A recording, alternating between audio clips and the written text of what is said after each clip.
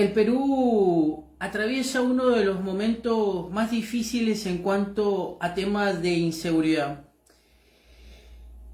Hay un coronel en estado de retiro que tiene más de 3 décadas de experiencia en asuntos de inteligencia y seguridad nacional, con una trayectoria que combina el protagonismo profesional en la lucha contra el terrorismo, las disputas fronterizas, el narcotráfico, el crimen organizado, la Academia Militar, Universitaria, las Relaciones Internacionales y la Dirección de Organismos de Inteligencia. Estamos hablando del coronel en retiro Juan Carlos Liendo, que fue exdirector de lo que es la Dirección Nacional de Inteligencia, la DINI. Precisamente a él tenemos en línea, es un analista y consultor internacional en riesgo político y seguridad con una amplia experiencia en asesoría en organismos gubernamentales. ¿Qué tal, coronel Liendo? Lo saluda Fernando Aguinaga desde la 103.5 FM Radio La Ciudadana. Fernando, muy buenas tardes. Un saludo muy especial para toda tu radio audiencia y gracias por la oportunidad para compartir algunos puntos de vista sobre un tema tan importante como es el de la seguridad que afecta a todos los ciudadanos en la región. Muchísimas gracias por contestar, coronel. Cuéntenos un poco cómo se encuentra actualmente el tema de la seguridad en el Perú en este contexto de las organizaciones narcocriminales que ya están expandiéndose a lo que es América Latina. Desde hace unos 2 años, pero con condiciones que se vienen presentando hace bastante tiempo en el Perú hoy sufre la ola más violenta del crimen de toda su historia, en forma sostenida y de manera súbita desde hace unos 2 años aproximadamente. Se ha disipado en el país una violencia incontrolable y sangrienta como nunca vista en el Perú. Y esto se debe, en términos básicamente generales, a dos fenómenos. Primero, la profunda debilidad del Estado, que se articula a partir de un conjunto de ideas políticas que se van extinguiendo en la región, que genera estados y gobiernos débiles, y el surgimiento de un fenómeno de crimen transnacional que traspasa las fronteras para asegurar las economías ilegales, básicamente del narcotráfico, y ahora hoy empoderado el comercio ilegal del oro, que busca como finalidad controlar toda una economía ilegal a partir de acciones criminales con implicancias directas en la política: financiamiento de campañas electorales, extorsión, corrupción de funcionarios, económicas, crear toda una economía ilegal paralela, social, desarticular tejidos sociales para hacer perder el principio de autoridad a los estados, y en último lugar, que genera desafíos de seguridad nacional al corromper autoridades de las fuerzas de seguridad y debilitar al Estado en las respuestas convencionales. Es un fenómeno que se expande sobre toda la región, y hoy Perú es un epicentro de violencia, crimen e impunidad muy grave para la estabilidad del Estado. Coronel Liendo, ¿usted cree que el Perú en este momento es un estado débil en este contexto de lucha contra las organizaciones narcocriminales que se han asentado y que no solamente son ya peruanas, sino que son de otros países, hasta de Europa? Sí, efectivamente, clanes o cárteles del narcotráfico, del crimen internacional, como la mafia de los Balcanes, cárteles mexicanos, colombianos, mafia rusa, coreana, China, están presentes en el Perú en el negocio del narcotráfico y del oro, y que se traduce en todo el espectro delictivo del crimen transnacional organizado, incluyendo migraciones ilegales, trata de personas, etcétera, etcétera. El Perú es un estado débil, con una economía súper fuerte, creciendo sostenidamente en términos financieros, pero con una debilidad institucional en la política y una debilidad estructural de las fuerzas de seguridad para enfrentar este fenómeno del crimen. Es que estas bandas criminales crecen ante países que son débiles políticamente, que no tienen capacidad de autoridad para cubrir extensas zonas de territorio y que la ley se hace relativa o es infiltrada por la ideología y la política. Es una situación realmente crítica para el Perú, así como para otros países de la región. Coronel, usted como un ex director de la Dirección Nacional de Inteligencia en el Perú, ¿qué función está cumpliendo actualmente la Dirección de Inteligencia, de la Dirección Nacional de Inteligencia del Perú, en el contexto de lo que es investigar a estos personajes internacionales que, digamos, que operan en el Perú? Con referencia a lo que pueda estar lo que se pueda hablar, sí, sin incurrir con el tema de leyes de inteligencia de allá de Perú. Exactamente. Por su naturaleza las acciones son secretas. Se supone que obviamente cualquier cosa que yo hable o va a ser algo que pueda inventar o que no podría decir. Claro. Lo que yo sí puedo dar es una aproximación académica y externa como cualquier ciudadano, ¿no? Sí. A ver, la acción de inteligencia se muestra efectiva cuando los tomadores de decisiones toman decisiones efectivas. Esa es su principal legitimidad frente a la ciudadanía o a los organismos competentes, ¿no? En ese caso es posible afirmar que en el Perú la toma de decisiones del gobierno, ¿no? Lo que también legisla el Congreso o la acción del Poder Judicial en términos de seguridad es un completo fracaso. Yo no puedo decir si está trabajando o no la Dirección de Inteligencia, pero sí puedo decir que las decisiones son un fracaso frente al crimen y que esto se debe, en términos académicos, a que se quiere desde el Perú enfrentar el crimen transnacional organizado como si fuera el problema de un delincuente que te arrancha la cartera a la salida del cine o que te roba un celular, o de un loco que extorsiona o mata a personas por su naturaleza criminal.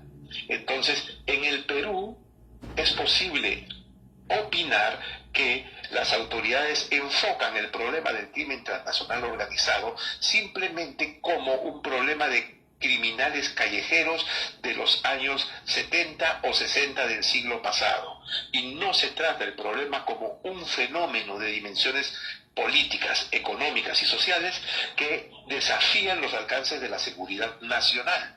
Eso es lo que yo puedo afirmar en forma categórica. No solo el Perú, sino en toda la región, el crimen transnacional organizado no es un problema de ladrones de esquina, es un problema hoy de seguridad nacional, y países como El Salvador, con una política de particulares, lo enfrentan de una manera más positiva, o como en Ecuador, a pesar de que es considerado un problema de seguridad nacional, están fracasando, ¿no? Entonces, la reflexión para el Perú es inteligencia no evidente y decisiones no adecuadas a la naturaleza del problema. Coronel, o sea que están dadas las condiciones objetivas y subjetivas para que este caldo de cultivo empiecen a, digamos, a efervecer frente a una incompetencia de determinados actores que no combaten, digamos, con esta dirección a estos actores internacionales que causan terror. ¿Eso es lo que está diciendo?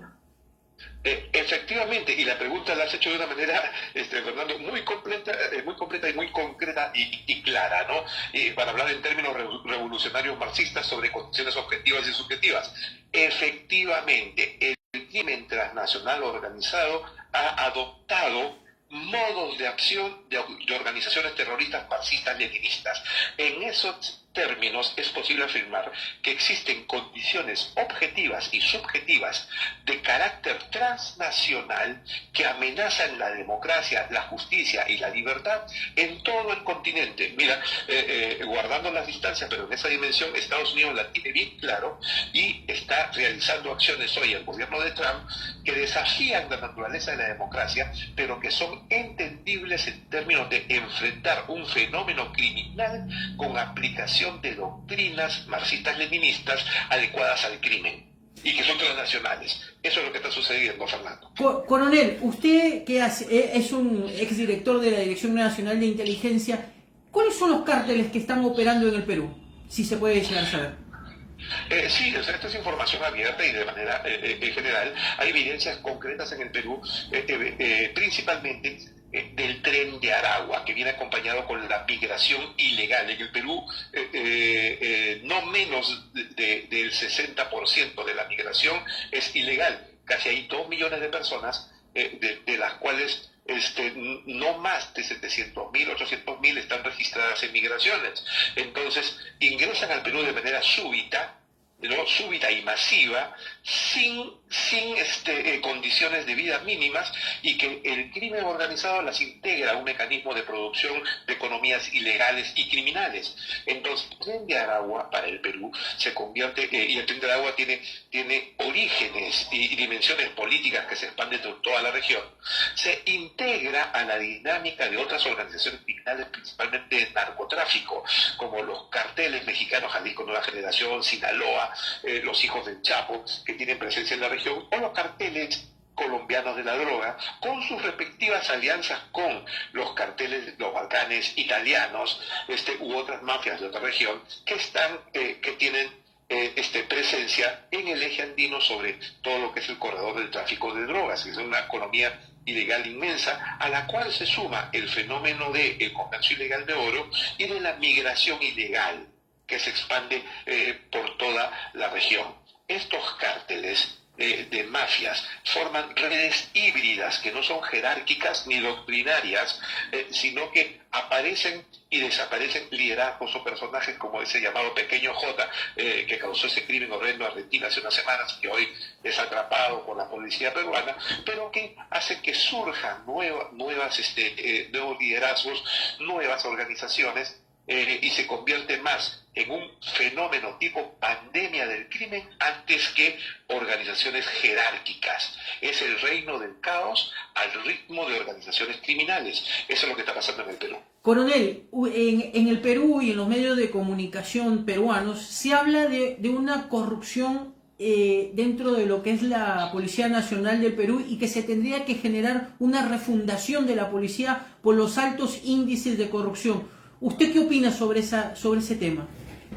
Bueno, en el Perú se habla de eso ya desde hace bastante tiempo. El Perú sufrió, nuestra policía, un fenómeno complicado desde fines del siglo pasado con el gobierno de Alan García, que unificó los cuerpos policiales en una sola organización. Estamos hablando de la época del año 85.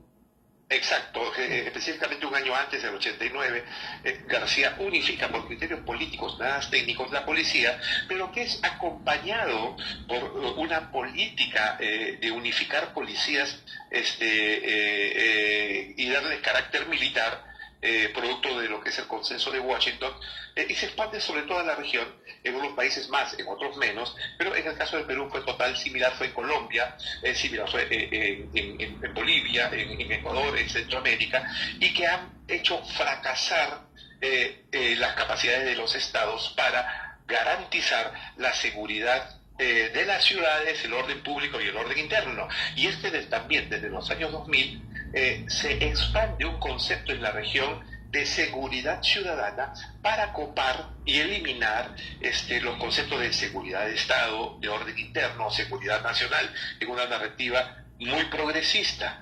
Entonces, las policías que siguieron en toda la región los conceptos de seguridad ciudadana para encargarse de todo lo que es seguridad en todo el país han fracasado.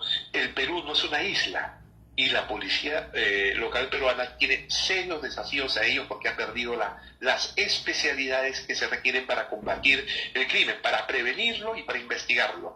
En el Perú, como en otras zonas de la región, se requiere una reingeniería en la policía para tener policías de las calles, policías de orden público, de carreteras, de zonas rurales y de investigación científica. En el Perú no existen como tales. Usted, como un hombre, un coronel del ejército y aparte como un ex director de inteligencia en el Perú, de la Dirección Nacional de Inteligencia en el Perú, la pregunta que nos viene en este momento es: ¿en el Perú siguen habiendo movimientos insurgentes como Sendero Luminoso, o movimientos terroristas como Sendero Luminoso, el MRTA? ¿Siguen existiendo o quedan todavía algunas ramificaciones pequeñas que se han convertido en, digamos, en protectores de narcotraficantes? En el Perú pasa un fenómeno natural de lo que sucede con los grupos de izquierda de cualquier tipo y más aún de los terroristas, ¿no? De una manera malsana muchas ONGs han promovido la participación de exmiembros, no, bueno, de quienes fueron miembros o incluso purgaron condena o fueron parte de organismos de fachada del terrorismo para involucrarlos con la vida política. ¿Qué ha sucedido en el Perú? En el Perú hay políticos, congresistas o gobernadores regionales o miembros de los distintos gabinetes que eran totalmente identificables como organizaciones terroristas y aquí en el Perú siempre se han mantenido clandestinos, nunca la aceptaron, eran sus nexos conocidos, algunos excarcelados, otros más que significantes, y se ha producido un factor común en todos estos jefes terroristas metidos a la política formal, entre comillas. Todos han estado involucrados en actividades de corrupción de fondos de gobierno y después han terminado derivando en empresarios, negociantes, comerciantes, manejando dinero. Quiere decir que en el Perú el acercamiento político de exmiembros de estas organizaciones terroristas los ha convertido en oportunistas de derecha, nuevos burgueses dedicados a los negocios sobre la base de la corrupción. Eso se reinventaron los muchachos. Sí, se reinventaron y digamos, aplicaron la lógica que más poder que las masas lo tiene el poder del dinero. Dejaron de alentar el poder de las masas y optaron por el poder del dinero. Y eso ha resquebrajado sus bases fundacionales, su organización, y los más románticos, digamos, los más principistas de los movimientos terroristas, no solamente están en minoría, sino están en extinción. Ese es el fenómeno. O sea, pasaron de la parte política a la parte, digamos, económica, en resumidas cuentas. Exacto, si tenías antes un ex miembro terrorista que buscaba la transformación revolucionaria de la sociedad por la libertad y la democracia revolucionaria, ahora tienes lobistas comerciales, nuevos negociantes integrados a las cadenas del comercio ilegal, del oro, del narcotráfico o tras los presupuestos del Estado y que jalan a otros miembros de esas organizaciones terroristas en un anillo perverso. Digamos, eso es lo que hay, es real, incrementando la corrupción dentro del Estado, que solamente entra en la lógica de la destrucción del Estado. En todo caso, sí existen remanentes, sí existen románticos, hoy en minoría, lamentablemente, si es que dejamos que esta corrupción se profundice, dejamos que el Estado se siga debilitando, va a ser muy fácil reactivar a lo que se le podría llamar románticos para que pasen a la acción y tendríamos nuevas generaciones radicales. O sea, digamos que el combate ideológico pasó, digamos, a una cuestión más económica y dejaron de lado las armas y pasaron al tráfico, en pocas palabras, en resumen. Efectivamente, en resumen, dejaron la ideología por los presupuestos del Estado, ¿no? Y es el principal desprestigio y resquebrajamiento interno de su fuerza. Esto no es una medida de alivio, sino que se está generando un nuevo caldo de cultivo para que generaciones de jóvenes apasionados y con necesidad de aportar a un cambio en el mundo puedan optar por soluciones radicales. ¿Qué quiero decir? Que siempre la corrupción, sea de izquierda o de derecha, siempre la injusticia, sea de izquierda o de derecha, va a ser la base para nuevos radicalismos en jóvenes. Un caldo de cultivo que en este momento en el Perú se puede llegar a estar dando debido a los reclamos. ¿Usted qué opinión tiene de los reclamos de que la juventud está saliendo, la juventud autodenominada Juventud Z, que sale en los fines de semana a reclamar digamos, a pelear cuerpo a cuerpo con la policía, ¿no? O sea, cosa que hasta hace un tiempo no se daba y hoy se está dando. Pero justamente ahí va el tema para ver lo perverso que está sucediendo, porque tienes jóvenes con legítimas demandas de justicia, legítimas demandas de libertad, legítimas demandas de democracia. Entonces tienes que esos jóvenes son absorbidos por un guión de protesta política que no es ni autónomo, ¿no? Que no es ni autónomo ni es espontáneo. Estas marchas de la generación Z, que como bien se dice, son jóvenes que quieren libertad, democracia, justicia, son absorbidos por un guión de protesta social bajo la dirección de redes sociales e influencers, activistas que cobran dinero de manera clandestina para transformar las legítimas demandas de los jóvenes en unas protestas que generan violencia, ¿no? Y no tienen un verdadero efecto, sino que terminan deslegitimando las marchas. ¿Por qué? Porque se apuntan a una generación de violencia que busca muerte de jóvenes, y los jóvenes, pues, mira, aquí va a ser muy, muy interesante lo que va a hacer Perú. Los jóvenes van a protestar, salen, las convocatorias son como a las 5 de la tarde, cuando cae el sol, ¿no? Cuando ya se hace de noche, los jóvenes universitarios se retiran a sus casas y quedan un grupo de otros jóvenes y otros no tan jóvenes que hacen violencia estructurada. Y tú ves los grupos que pelean contra la policía, es la proyección de las barras de los equipos deportivos que les regalan entradas a los estadios o les pagan dinero, que en este caso las utilizan para enfrentarse a la policía. Los verdaderos jóvenes se van a su casa y quedan los barristas, tipo los hooligans, sí, pagados por activistas de redes sociales en forma clandestina, porque les llevan comida, bebidas, hay dinero que circula, se pelean entre ellos por presupuestos y generan los titulares de jóvenes enfrentándose a la policía. Y con eso le dan, es perverso, le dan excusas al gobierno para victimizarse y decir, los jóvenes son manipulados para ser terroristas, los jóvenes son traidores a la patria y están infiltrados por el crimen, lo cual es absurdo porque los jóvenes ya están en su casa y se quedan las barras bravas, los hooligans, que son pagados para hacer política. Los hooligans versión peruana, ¿no? Los hooligans no los atrapan ni los encarcelan. Coronel, los hooligans versión peruana, porque yo estuve haciendo un seguimiento vía redes sociales y veía que es muy grotesco en algunos casos el tema de cómo está cinematizándose, por así decirlo, a través de determinados medios de plataformas digitales, cómo enfocan determinados sectores y cómo es la represión que se da y cómo tratan de generar esa manipulación, ¿no? Porque es algo que es espontáneo, nace sin necesidad de las redes sociales actualmente en determinados países. Pero cuando ya la mediatización por medio de las redes sociales y la convocatoria se genera por estos medios, es como que causa un poco de ruido, no se da no es tan así, digamos, natural, por así decirlo. Tienes razón, Fernando, y que termina ocasionando ello. Y como tú ves bien, el inicio de las marchas tiene un carácter y el término tiene otras, es absurdo.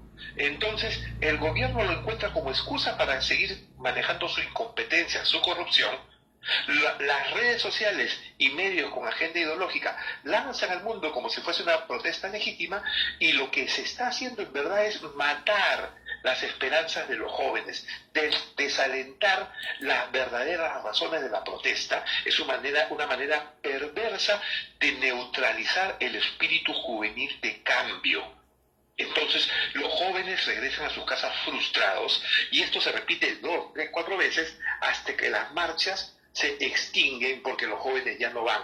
En el Perú ya entramos a la 4ª o 5ª marcha de la generación Z, y en esta última que se anuncia para mañana van a estar ausentes los jóvenes y solamente quedan las barras bravas, que solamente están en la marcha hasta que se agoten los presupuestos.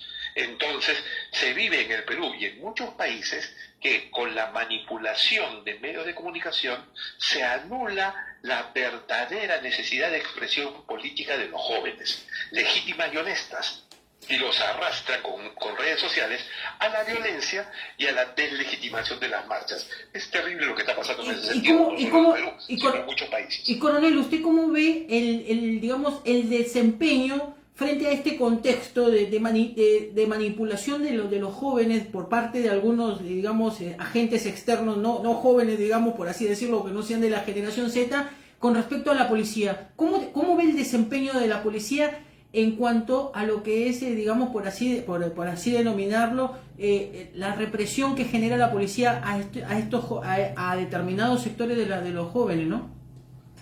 Ya, dos cosas te digo, hechos concretos y después el análisis breve chiquito en menos de un minuto. ¿Sí? Esos miembros, esas personas que se enfrentan a la policía y que se autodenominan Generación Z, tienen 35, 40 años, más de 45, participando en estas marchas desde hace más de 15 años, reciben dineros de financiamiento. Hay acusaciones, incluso judiciales, entre estos grupos que se acusan de comprarse departamentos, carros, motos entre familiares y se pelean entre ellos. Es un hecho real y concreto. Y son eternos estudiantes universitarios que están siguiendo cursos en la universidad por más de 10, 12 años, 15 años y se autodenominan jóvenes. Cuando se enfrentan a la policía son los que hacen violencia. Entonces, ¿cuál es la relación? Sí, emplean pirotécnicos, golpes, agarran a patadas a policías capturan a unos, a otros, y al final, ¿cómo termina? Todos estos son hechos concretos, no es análisis. Al final sale un jefe policial diciendo: han golpeado a mis policías, mis pobres policías, tengo tantos heridos. Y por el otro lado sale la prensa: hay tantos estudiantes golpeados, heridos, y hay que hay una injusticia. La prensa reclama injusticia y el gobierno acusa de terroristas a los otros, y se acabó la marcha y se acabó el problema.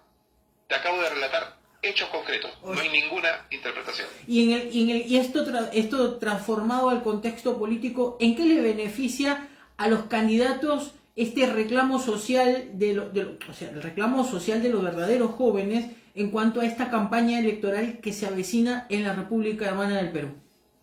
Muy bien, y te repito hechos concretos. Empieza la marcha y llegan dos candidatos presidenciales que se autodenominan presidenciales, llegan a la marcha.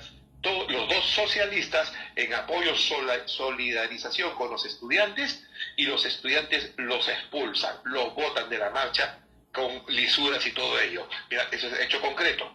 ¿Sí? Para no politizar la marcha, digamos, lo sacan los jóvenes. Exacto, okay. Exacto. Termina la marcha y los políticos de izquierda general, ¿qué hacen los políticos de izquierda y qué hacen los de derecha? Los políticos de derecha acusan de terrorismo, infiltración y todo negativo en contra de la marcha para asegurar su bolsón de política de derecha. Y los de izquierda lanzan desde el Congreso o sus plataformas políticas solidarizándose con la protesta popular, con los heridos y todo. En términos concretos, tanto la derecha como la izquierda se suman al humo de las marchas para generar beneficios políticos, y como resultado concreto los jóvenes y la mayoría de los ciudadanos los rechazan. Y eso se refleja, Fernando, en el rechazo generalizado de la población y de los jóvenes al sistema político, y mira, y hasta las elecciones, ¿eh? Entonces, ese es un nuevo fenómeno, porque esta receta de marchas derecha e izquierda ya se agotó y ya no da resultados para empoderar políticamente ninguna opción.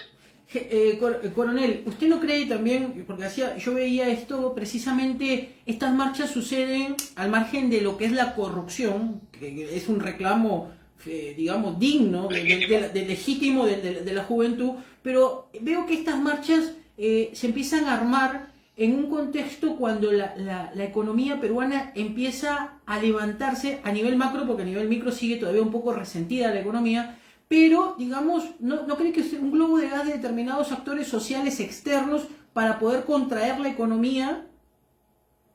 Es posible, sí, y eso se refleja en lo siguiente, porque lo que dices es bien claro: el Perú se empodera en la economía macro y en la corrupción macro. La corrupción macro trae la corrupción micro, ¿sí? Entonces, y se desinfla la economía.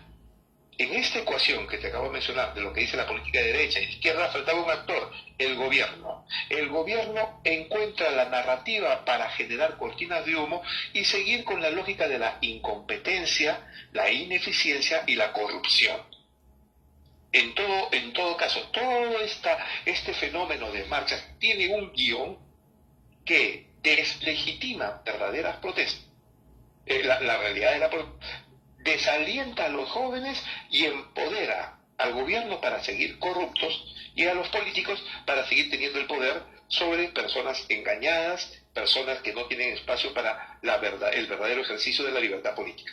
Coronel, uno de los temas que empieza a tomar mucha relevancia dentro de lo que es la economía del Perú, que el 70% casi de la economía peruana es, digamos, en forma no digamos... Informal. No informal, exactamente, es el tema del tráfico de oro.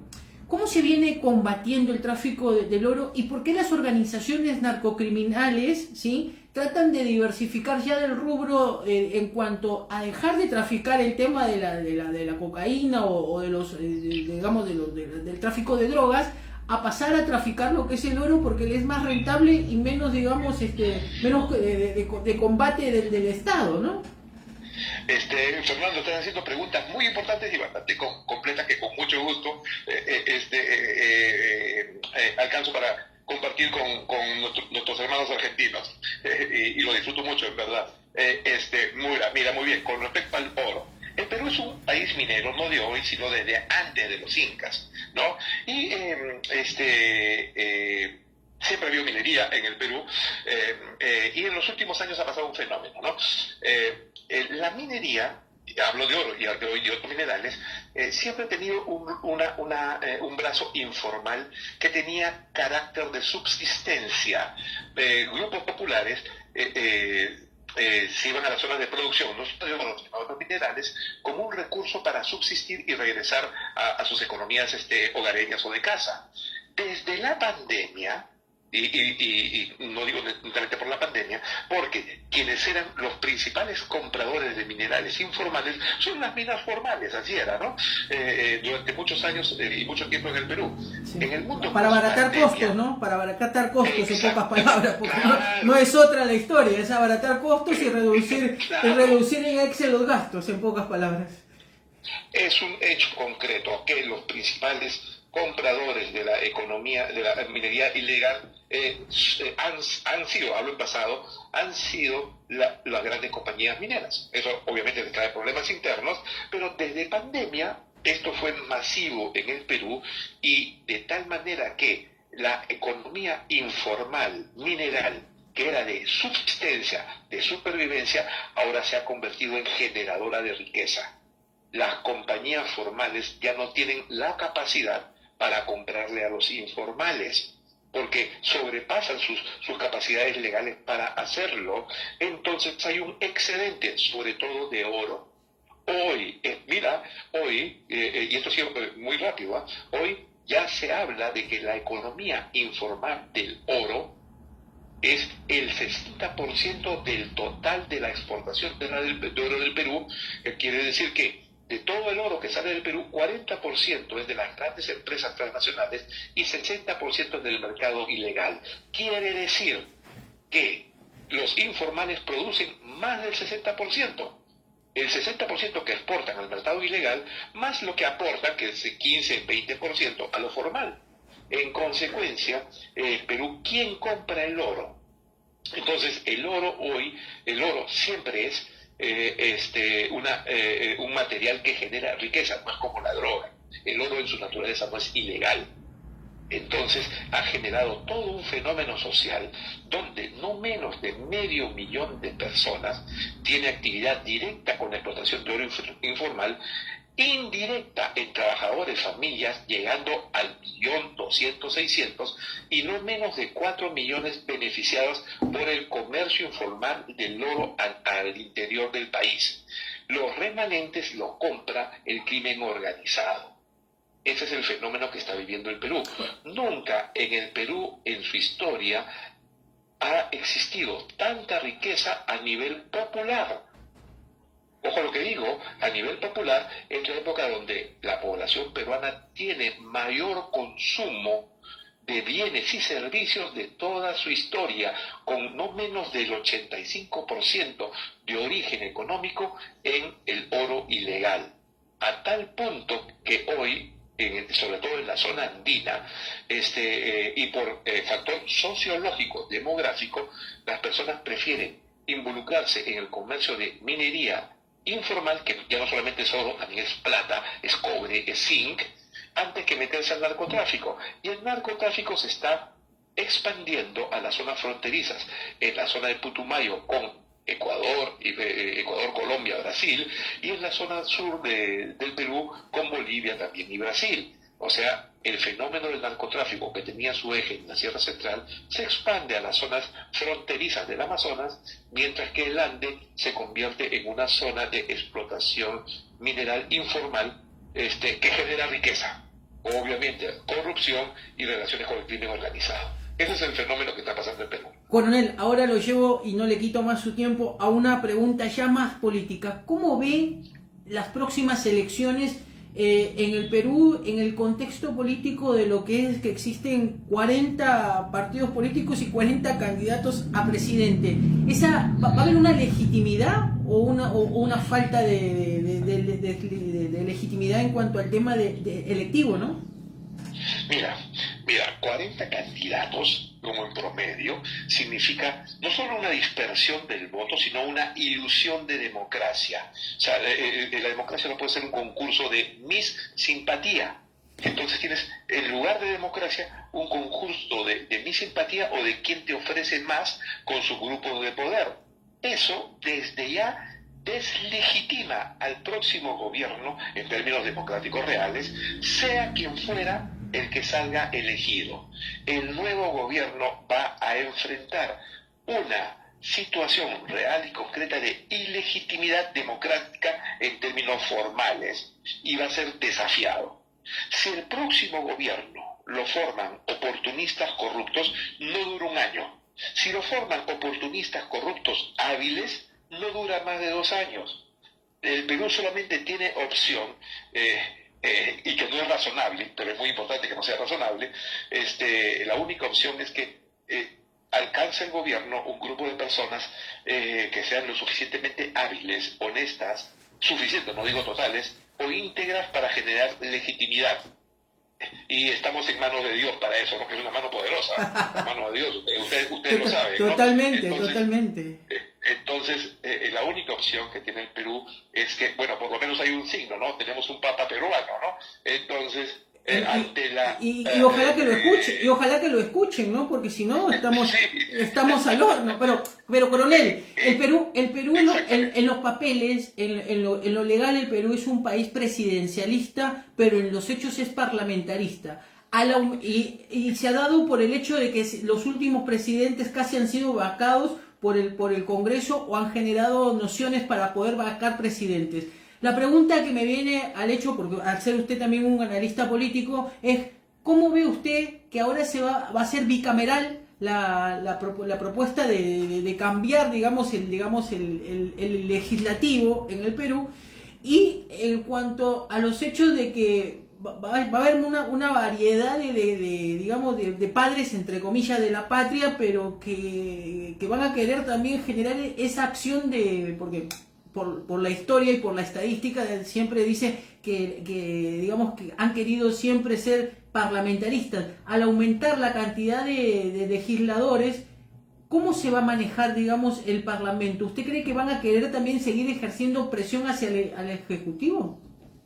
Muy buena aproximación, Fernando, y yo te puedo decir lo siguiente, que tú si bien es cierto, el Perú tiene una característica de acción parlamentarista en los últimos años, pero eso se comprende a partir de presidentes débiles, casi ignorantes por ser muy buenos con ellos, y que están más preocupados en la corrupción que en el ejercicio del gobierno. Si en el Perú hay preeminencia del parlamentarismo, es porque tenemos presidentes incompetentes y que no están a la altura del ejercicio del poder. Eso es uno. Al mismo tiempo, el hecho de hoy de la nueva bicameralidad, en términos, de nuevo, razonables y en el entorno, significa un ingrediente adicional al caos, pero al mismo tiempo una gran oportunidad, porque la emergencia de nuevamente tener un Congreso bicameral genera espacios legales y legítimos para hacer las reformas del caso, siempre y cuando exista un presidente fuerte, serio, que sincronice con la bicameralidad. O sea, un nuevo presidente serio, fuerte, con carácter, y un Congreso que apueste por las reformas en el marco de la nueva bicameralidad, hay el espacio excelente para hacer reformas estructurales y superar esta etapa en el Perú, que es de que, mira, es impulsar el crecimiento económico que se viene dando, aportando un equilibrio político. Es una oportunidad, es tanto una oportunidad como la receta perfecta para el caos. No hay término medio en lo que está sucediendo en el Perú. Coronel Liendo, muchísimas gracias por haber contestado la llamada y estaremos en una próxima oportunidad convocándolo para hacer un análisis de la coyuntura que se vive allá en el Perú. Para mí es un placer hablar con ustedes, Fernando. Un fuerte abrazo para todos nuestros hermanos argentinos, que ya sabes, siempre los recibimos con los brazos abiertos y creo firmemente que tenemos un destino común, compartido en toda la región. Fuerte abrazo para los hermanos argentinos, Fernando. Muchísimas gracias. Estuvimos hablando con el coronel Juan Carlos Liendo, exdirector de la Dirección Nacional de Inteligencia, con el cual estuvimos haciendo un análisis de la coyuntura de lo que se vive actualmente en el Perú y analizando una serie de hechos como las protestas de la generación Z y otros hechos que vienen suscitándose actualmente en la República Hermana del Perú. Agradecemos a cada uno de ustedes por habernos permitido ingresar el día de hoy a sus hogares. Agradecemos acá en la producción técnica y los controles, que sin ella no podríamos estar al aire. A Laura Cristina Aguinaga, muchísimas gracias por estar ahí apoyándonos, ayudándonos, indicándonos y asesorándonos. Y a partir de la otra semana, cuando salga el programa, vamos a estar desde alguna parte de América Latina transmitiendo en directo, precisamente hablando de temas de coyuntura y estando en el lugar de los hechos. Agradecemos a esta emisora Radio La Ciudadana a través de Claudio César Mora, que nos permitió poder salir al aire. Y bueno, esperemos que pronto nos podamos volver a ver a través de este dial y a través de las plataformas digitales que nos permiten llegar a sus hogares. De mi parte, su humilde servidor les agradece y que tengan un buen comienzo de semana.